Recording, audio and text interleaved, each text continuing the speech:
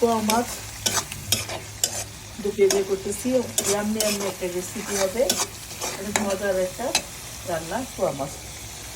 পেঁয়াজটা কষায় নিলাম, হলুদ মরিচ লবণ দিয়ে, টমেটো দিয়ে দিয়েছি। এখন এই যে পোয়া মাছগুলো ভেজে নিয়েছি, এটা ছিঁড়ে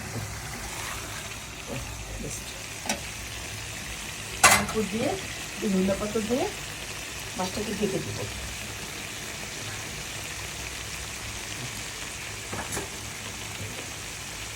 মাছটাকে ঢেকে দিলাম, এই কিছু পানি দিয়ে দিলাম, এটাকে থাক। ঢেকে দেওয়ার পর 1 মিনিট পরে আসলাম, দেখলাম কি হচ্ছে। অসাধারণ একটা মাছের পোয়া মাছের দারুণ হয়েছে না? আমি একটা অসাধারণ মাছ, পোয়া মাছ